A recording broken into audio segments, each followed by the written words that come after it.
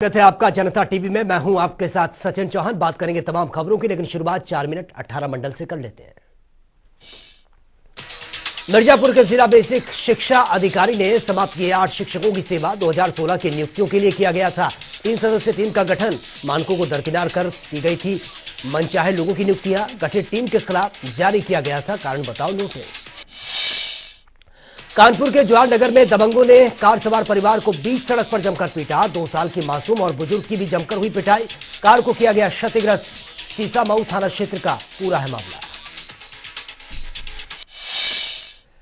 एटा के निधोली खुर्द गांव में भरभरा कर गिरा पक्का मकान। मलबे में दबकर पति की मौत, पत्नी गंभीर रूप से घायल। घटनास्थल पर पहुंची पुलिस। पोस्टमार्टम के लिए भेजे शव। पीड़िता को मेडिकल कॉलेज भर्ती करवाया गया। उन्नाव की गंगा घाट नगर पालिका में लाखों के घोटाले का आरटीआई से हुआ खुलासा। डीएम ने एडीएम को दिए जांच के निर्देश। मामले की जांच शुरू की गई। 118 कूड़ा गाड़ियों के लिए आवंटित किए गए थे। 28.5 लाख रुपए मोहल्ले तक पहुंची नहीं थी कूड़ा की गाड़ियां। कुछ नगर पालिका परिसर में ही खड़े हुए थे वाहन। आजमगढ़ में समाज सेवियों ने पुलिसकर्मियों को फूल भेंट कर यातायात नियमों की दिलाई याद। प्रतिदिन सैकड़ों वाहनों का किया जाता है चालान। खुद कलेक्ट्रेट के आसपास बिना हेलमेट के बाइक सवार पुलिसकर्मी करते हैं यात्रा। ट्रैफिक नियमों को लेकर यातायात पुलिस करती है तमाम कार्रवाइयां। जालौर में नेशनल हाईवे पर तेज रफ्तार ट्रक ने बाइक सवारों को मारी जबरदस्त टक्कर। 2 बाइक सवारों की मौके पर मौत, एक गंभीर रूप से घायल। घायलों को अस्पताल में भर्ती किया गया। बांदा के बिसंडा में संदिग्ध परिस्थितियों में विवाहिता की मौत की खबर। परिजनों ने पति पर लगाए गंभीर आरोप। घटनास्थल पर पहुंची पुलिस। पोस्टमार्टम के लिए शव को भेजा। मामले की जांच पड़ताल जारी। उन्नाव के पखरापुर गांव में दबंगों ने मकान में लगाई आग। लाखों का सामान जलकर खाक। पीड़ितों ने पुलिस पर लगाए गंभीर आरोप। प्रार्थना पत्र के बावजूद भी पुलिस ने नहीं की है कोई भी कार्रवाई। बेबस पीड़ितों ने मुख्यमंत्री से लगाई ये गुहार। सहारनपुर की नुक्कड़ रोड पर भारत सरकार लिखी बुलेरो ने बाइक सवार को मारी टक्कर। जोरदार टक्कर में एक व्यक्ति समेत 2 महिलाओं की मौके पर ही दर्दनाक मौत। 2 मासूम बच्चों की भी आई हैं गंभीर चोटें। शादी समारोह में जा रहा था परिवार। फिरोजाबाद के आतिपुर गांव में बिजली विभाग की मनमानी से परेशान है ग्रामीण। आधे गांव में बिजली की रोशनी, आधे गांव में फैला अंधेरा। दूर दराज से पानी भरकर ले जाते हैं ग्रामीण। ग्रामीणों का आरोप लाइट जुड़वाने के नाम पर लाइनमैन मांगता है घूस। अधिकारियों का कहना बकायेदार नहीं जमा करा रहे हैं राशि। ताजनगरी में सिकंदरा स्मारक की बगल में हो रहा अवैध निर्माण। सरकारी नियम अनुसार पुरातत्व स्मारक की 100 मीटर की परिधि में नहीं हो सकता किसी भी तरह का कोई भी निर्माण। औरैया में घर के अंदर संदिग्ध परिस्थितियों में हुई थी किसान की मौत। मृतक की मासूम बेटी ने खोला राज। पत्नी ने प्रेमी के साथ मिलकर दिया था पति की हत्या को अंजाम। पुलिस ने हत्या के आरोपियों को जेल भेजा।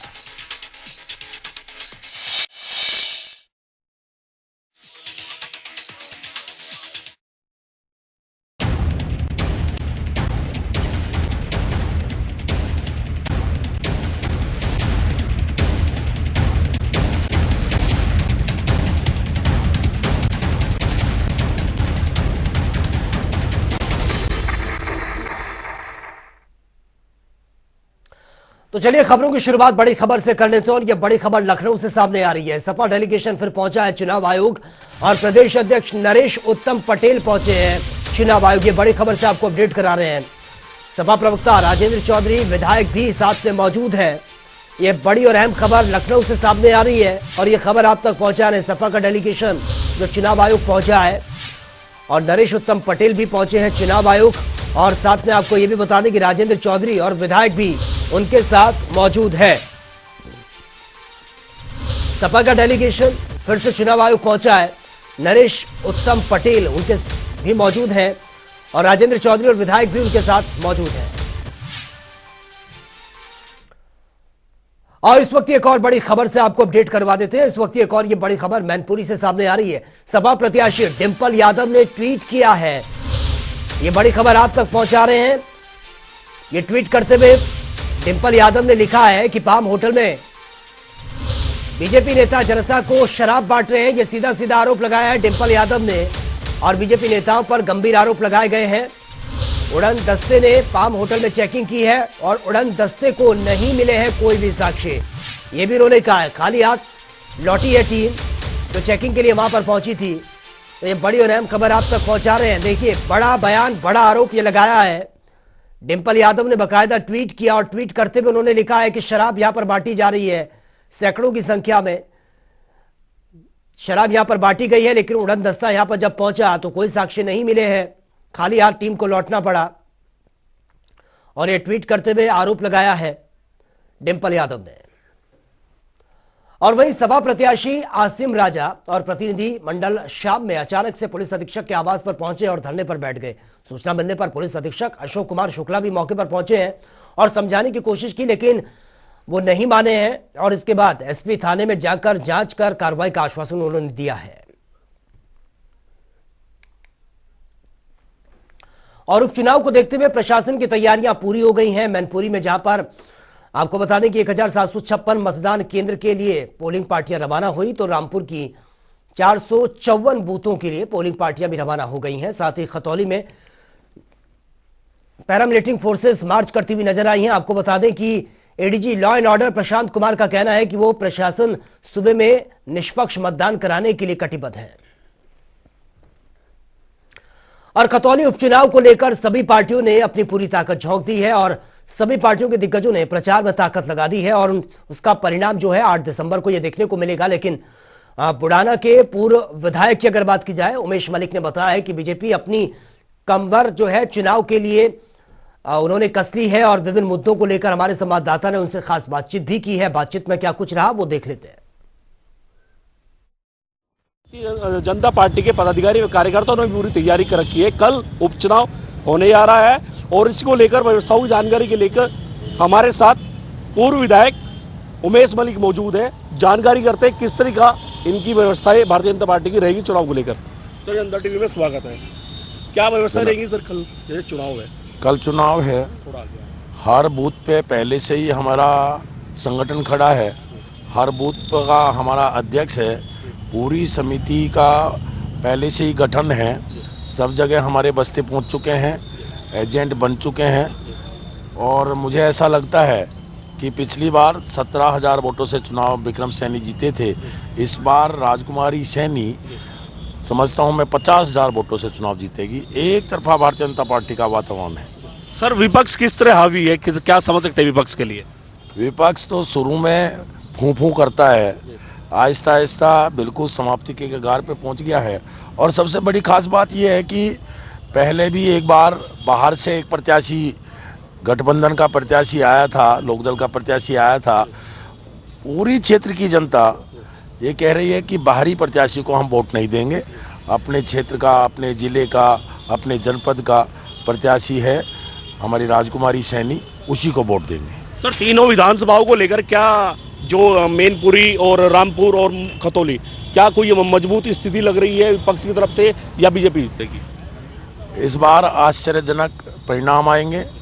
मैनपुरी और रामपुर भी हम जीतने जा रहे हैं। और कहीं ना कहीं जो ये कहा करते थे कि हम उपचुनाव में नहीं जाते, सपा के राष्ट्रीय अध्यक्ष घर घर घूम रहे हैं, अपने चाचा की ठोड़ी खुजा रहे हैं। इस प्रकार का संदेश समाज के बीच में है कि एक तरफा चुनाव मैनपुरी और रामपुर, मैनपुरी और खतौली, हम तीनों चुनाव जीत रहे हैं। विधायक उमेश मलिक हमारे साथ है, पूरी तरह आश्वस्त है और लगा तीनों सीटें जीतने की बात कर रहे हैं कि खतौली और मैनपुरी और रामपुर तीनों सीटें जीतने की बात खतौली विधायक उमेश मलिक कह रहे हैं, जो बुढ़ाना के पूर्व विधायक है खतौली उपचुनाव को लेकर। देखना यह है कि कल मतदान है और खतौली विधानसभा पर, और ये सुबह से शुरू होगा और शाम को 6 बजे समाप्त हो जाएगा। देखने वाली बड़ी बात यह है कि ये ऊँट किस करवट बैठता है, विपक्ष की तरफ बैठता है कि बीजेपी की तरफ बैठता है। लगातार हम पल पल की अपडेट आपको जनता टीवी के माध्यम से देते रहेंगे। पवन अग्रवाल, जनता टीवी, मुजफ्फरनगर। और चलिए आगे बढ़ेंगे। इस वक्त की बड़ी खबर से आपको अपडेट करवा देते हैं और यह बड़ी खबर लखनऊ से सामने आ रही है। योगी की कैबिनेट बैठक को लेकर यह बड़ी खबर है। कल यह बैठक होनी है, मुख्यमंत्री सरकारी आवास पर यह बैठक होगी और कैबिनेट बैठक सुबह 9:30 बजे ये शुरू होनी है। फिलहाल जो टाइमिंग की अगर बात की जाए तो योगी कैबिनेट की बैठक है। विधानसभा सत्र से पहले अनुपूरक बजट कैबिनेट ने कैसा, ये किस तरीके से पास इसको करना है, इस पर ही विचार विमर्श और मंथन किया जाएगा। तो ये बैठक काफी अहम मानी जा रही है कल, और ये बैठक होनी है। और वह यूपी के विधानसभा शीतकालीन सत्र में कल नहीं शामिल होंगे। यह बड़ी खबर से आपको अपडेट करा रहे हैं, अखिलेश यादव शामिल नहीं होंगे। यह बड़ी और अहम खबर आप तक पहुंचा रहे हैं। देखिए, कल यह बैठक होनी है लेकिन अखिलेश यादव शामिल नहीं होंगे। विधानसभा सत्र को लेकर यह पत्र उन्होंने लिखा है और तमाम बातों का जिक्र उसमें किया। उपचुनाव में मुझे मतदान करना है, यह रीजन उन्होंने बताया है। और विधानसभा सत्र में उपस्थित नहीं हो सकूंगा और सत्र में कल शामिल नहीं होंगे अखिलेश यादव। उसके पीछे वजह क्या है वो भी उन्होंने बाकायदा बता दिया है। और वही सीएम योगी 3 दिवसीय गोरखपुर दौरे पर हैं और मुख्यमंत्री योगी आदित्यनाथ गोरखपुर में प्रबुद्ध सम्मेलन कर लोगों को निकाय स्तर पर भी समान विचारधारा की सरकार की खूबियां उन्होंने बताई है। इस क्रम में उन्होंने दिग्विजय नॉर्थ पार्क में आयोजित कार्यक्रम में महानगर के पहले 6 लेन फ्लाईओवर समेत 950 करोड़ रुपए की 4 बड़ी विकास परियोजनाओं की सौगात दी। सीएम योगी ने कहा कि डबल इंजन की सरकार में रोज नया प्रतिमान ये नया गोरखपुर गढ़ रहा है और गोरखपुर में फिल्मों की शूटिंग हो रही है और इसका श्रेय सांसद अभिनेता रवि किशन को जाता है। देश में डबल इंजन की सरकार हर रोज कीर्तिमान स्थापित कर रही है। गोरखपुर को रोजगार की संभावनाओं के रूप में भी जोड़ा जाएगा।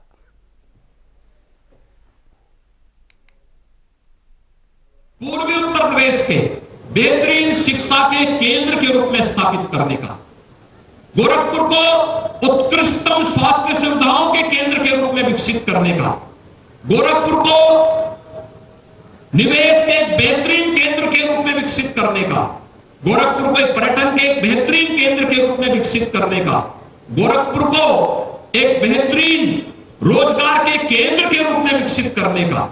और उस दिशा में मुझे लगता है कि अपार संभावनाएं, हर फील्ड में संभावनाएं हैं। उस फील्ड की संभावना के साथ हम सबको जुड़ना होगा और इसके लिए मैं आप सबका आह्वान करने के लिए आज यहां पर आया हूं। ये 950 करोड़ रुपए की इन परियोजनाओं का सौगात आज गोरखपुर जनपद वासियों को, पूर्वी उत्तर प्रदेश के वासियों को देते हुए मुझे अत्यंत प्रसन्नता की अनुभूति हो रही है कि विकास का यह क्रम निरंतर बढ़ता रहे, निरंतर चलता रहे, क्योंकि विकास ही हम सबके जीवन में परिवर्तन लाने का काम करेगा। अब यहाँ भैया हो, माई हो, बाबा हो, ताकत नहीं किसी माफिया की, ताकत नहीं कि वो भू माफिया की। सफाई बढ़िया से बगल में रामगढ़ झील बाहो, इतना सफाई कहाँ मिली। खेत थोड़ा हो जा रहा तो बाबा का बुलडोजर चलाया, नली नाला सिविल लाइन आज 1000 करोड़ का मार्च 6 लेन का फ्लाईओवर बने, 6 लेन का, जाम से मुक्त गोरखपुर, मेट्रो आई, शूटिंग चला था फिल्म सिटी का, आशीर्वाद महाराज जी का, भोजपुरी वाले मार करदा उड़ौले बाड़ा में जा, रोजगार कलाकार के नया रोजगार आ गया पूज्य महाराज जी के आशीर्वाद से। सिनेमा की शूटिंग कई 100 लोग, कई 1000 लोगों का रोजगार शुरू। और वहीं अलीगढ़ के नगर निगम में 20 नए वार्डों को शामिल किया गया है। अब कुल 90 वार्डों में नगर निगम के ये चुनाव होंगे और आपको बता दें कि सभी वार्ड सीटों को महिला अनुसूचित जाति, महिला पिछड़ा वर्ग, महिला अनुसूचित जाति और अनारक्षित पिछड़ा वर्ग के हिसाब से यह बांटा गया है। चुनाव की तारीख का ऐलान जल्द होने की उम्मीद है और मेयर मोहम्मद फुरकान का कहना है कि जिले में बीते 5 सालों में ऐतिहासिक कार्य हुए हैं लेकिन शहर में अब भी बहुत से काम बाकी हैं। उन्होंने बीजेपी के पूर्व 4 मेयर्स पर निशाना साधते हुए कहा है कि उनके दौर में अलीगढ़ में कुछ खास काम नहीं हुआ है जितना हमने करके दिखा दिया है।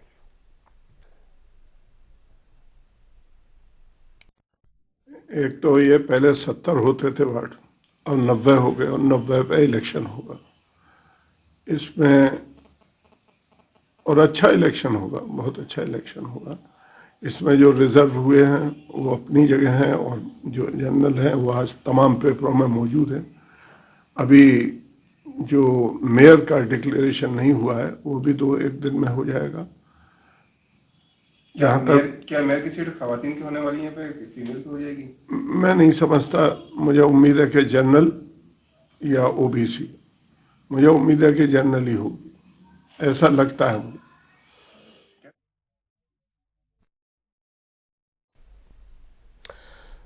तो आपको बता दें, मेयर मोहम्मद फुरकान ने बड़ा बयान ये दिया है और उन्होंने बयान देते हुए कहा अलीगढ़ नगर निगम में, और साथ ही उन्होंने पहले जो मेयर्स रहे उन पर भी निशाना साधा है।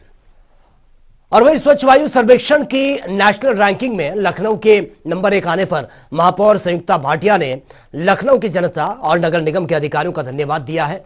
लखनऊ में आज प्रेस वार्ता करते हुए संबोधित करते हुए उन्होंने कहा कि स्मार्ट सिटी की रैंकिंग में 269 में स्थान से लखनऊ जो है 17 नंबर पर वो रहा है। उन्होंने ये भी कहा है कि नगर निगम लगातार शहर को सुंदर बनाने और साफ सफाई पर काम कर रहा है। सड़क निर्माण के साथ फुटपाथ का भी निर्माण बहुत तेजी से किया जा रहा है। साथ ही उन्होंने कहा कि सभी फुटपाथ में बने गए। उन्होंने ये भी कहा है कि निगम पहले से ही अविकसित कॉलोनियों में काम नहीं करता था, अब नगर निगम ने उन कॉलोनियों में भी निर्माण कार्य कर दिया है और रास्तों को ठीक करने का काम करवाया जा रहा है।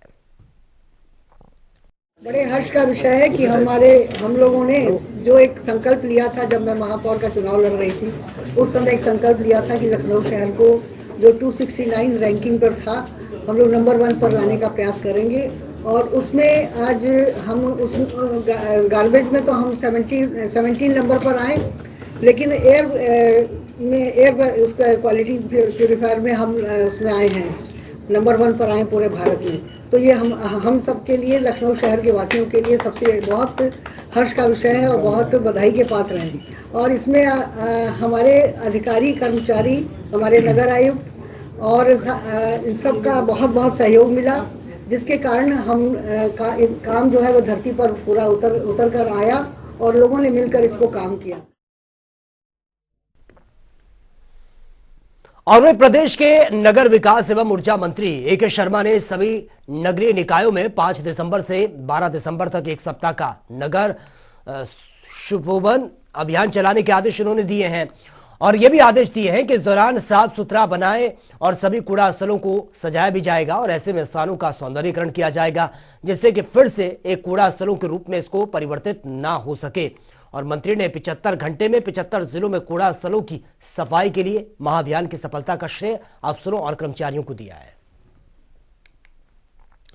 और वही कासगंज में भगवान विष्णु के तृतीय अवतार और 12 भगवान की अवतरण स्थली यानी कि सोरू के शुकूर क्षेत्र में राष्ट्रीय स्वयंसेवक संघ और विश्व हिंदू परिषद की ओर से पंचकोशीय परिक्रमा निकाली गई है। परिक्रमा से पूर्व तीर्थ नगरी सोरोजी के खेल स्टेडियम में आदि गुरु शंकराचार्य और देश भर के महंत, महामंडलेश्वर, साधु संत, राष्ट्रीय स्वयंसेवक संघ के पदाधिकारी और बीजेपी के ब्रिज क्षेत्र के कई सांसद और विधायक भी मौजूद रहे। तत्र सौकर में स्थिता भगवान कहते हैं कि शुकर क्षेत्र में मैं नित्य निवास करता हूँ। कहीं भी किया गया पाप, धर्म स्थानों पे, तीर्थ स्थलों पे किया गया पाप अकाट्य हो जाता, वो कटता नहीं, लेकिन वह परिक्रमा करने से कट जाता है। तो सोरो जी की परिक्रमा करने से समस्त पापों का नाश हो जाएगा और पुण्य का उदय होगा। सभी पुण्य के भागी के लिए यहाँ पे एकत्रित हुए हैं और पूज्य संतों के मार्गदर्शन और उनके नेतृत्व में, उनके संरक्षण में यह यात्रा हो रही है। देखिए, हमारा लक्ष्य है आज की पंचकोशी परिक्रमा के लिए 1 लाख लोगों का, और थोड़ा सा विलम्ब हो रहा है, इतनी संख्या यहाँ भी देख रहे हैं और लगातार परिक्रमा शुरू हो चुकी है, कम से कम 1.5 घंटा हो गया। किस तरीके से परिक्रमा को देखें भविष्य में? देखिए, भविष्य में भी ये हर साल होनी चाहिए और बड़ी से बड़ी तादाद में होनी चाहिए। और ये पहला मौका ऐसा है कि जिसमें हमारी सरकार ने सोरो जी को पर्यटन स्थल घोषित किया है। और वही उत्तर प्रदेश के भदोही जिले की ज्ञानपुर सीट से पूर्व विधायक बाहुबली विजय मिश्रा की बहू रूपा मिश्रा की आलीशान फ्लैट को कर लिया गया है। आज लखनऊ के सुशांत गोल्फ सिटी थाना क्षेत्र स्थित फ्लैट पर भदोही और लखनऊ पुलिस की संयुक्त टीम ने यह बड़ी कार्रवाई की है, जिसकी कीमत करीब 11 करोड़ 55 लाख के आसपास ये बताई जा रही है। और मंत्री धर्मवीर प्रजापति के बेटे की बारात ना पहुंचने के मामले में मंत्री ने अपना पक्ष रखते हुए रुधे गले से अपना पक्ष उन्होंने रखा और लोगों के जरिए बिना जानकारी के अफवाह फैलाने पर भगवान से उन्हें सद्बुद्धि देने की बात कही है। उनका कहना है कि लड़की और लड़का पक्ष को कोई परेशानी नहीं है, पर लोगों ने यह अफवाह फैला दी है कि इससे उनका मन आहत है। साथ ही उन्होंने यह भी कहा कि बारात ले जाते समय उनके बेटे की तबीयत खराब हो गई। डॉक्टर्स को दिखाया तो डॉक्टर्स ने बताया कि डेंगू प्लेटलेट्स कम है, लेकिन अब तबीयत में सुधार हो रहा है। लड़की पक्ष के लोग भी मेरे साथ हैं। और वही खबर उन्नाव से है, जहां पर नगर पालिका परिषद गंगा घाट के मोहल्ला को साफ स्वच्छ रखने को लेकर 2 साल पहले 28.5 लाख के बजट से 118 कूड़ा गाड़ी यानी कि ट्राइसिकल ये खरीदी गई थी, जिसका उद्देश्य गलियों का कूड़ा डंपिंग सेंटर तक पहुंचाना था। अधिकारियों की लापरवाही के कारण कूड़ा गाड़ी मोहल्ले में पहुंची ही नहीं है और नगर पालिका परिसर में ही ये गाड़ियां खड़ी हुई हैं। इनमें जंग तक लग चुका है, कंडम स्थिति में हो चुकी हैं। जो मोहल्ले में भेजी गई थी वो रखरखाव के अभाव से जर्जर हो चुकी है। देखिए, ये प्रकरण आप लोगों के द्वारा संज्ञान में आया है कि वहाँ पर जो गाड़ियाँ खरीदी गई थी उसका उपयोग नहीं किया जा रहा है और वहाँ पर खड़ी कर दी गई है। नगर पालिका की साफ सफाई को लेकर के जिलाधिकारी महोदय इसके प्रति बहुत ज़्यादा संवेदनशील भी रहते हैं और उसके रहते हैं ताकि इसका जो है सफाई लगातार चलती रहे नगर पालिकाओं में। जो प्रकरण आया है इसके लिए टीम गठित की जाएगी और जाँच भी कराई जाएगी। अगर कोई दोषी पाया जाएगा इस मामले में तो उसके खिलाफ कड़ी कार्रवाई की जाएगी। और वही मुख्यमंत्री पुष्कर सिंह धामी ने आज 10 इलेक्ट्रिक बसों का शुभारंभ किया है। आपको बता दें कि मुख्यमंत्री ने टिकट लेकर घंटाघर तक बस में यात्रा की है और इस दौरान मुख्यमंत्री पुष्कर सिंह धामी ने कहा कि स्मार्ट सिटी के अंतर्गत अब जो 30 इलेक्ट्रिक बसें संचालित की जा रही हैं, इससे देहरादून के विभिन्न यात्रा मार्गों पर जाने के लिए यात्रियों को काफी सुविधा होगी। यात्रियों को आवागमन के लिए सहज और सरल सुविधाएं मिलेगी। इलेक्ट्रिक बसों के संचालन से पर्यावरण में भी प्रदूषित नहीं होगा, पर्यावरण को भी नुकसान नहीं पहुंचेगा। स्मार्ट सिटी के तत्वाधान में 30 बसें आज कुल हो गई हैं। पहले से 20 बसें चल रही थी, 10 बसों को आज फिर इस बेड़े में शामिल हो गई हैं। इनके शामिल होने से लोगों की यात्रा आसान होगी, सरल होगी, सुरक्षित होगी और पर्यावरण की दृष्टि से भी ये इलेक्ट्रिक बसें बहुत कारगर सिद्ध होंगी। जो आज के समय में पर्यावरण दूषित होना हमारे लिए बहुत बड़ी चुनौती है, बहुत बड़ी समस्या है हेल्थ के लिहाज से, अन्य लिहाज से।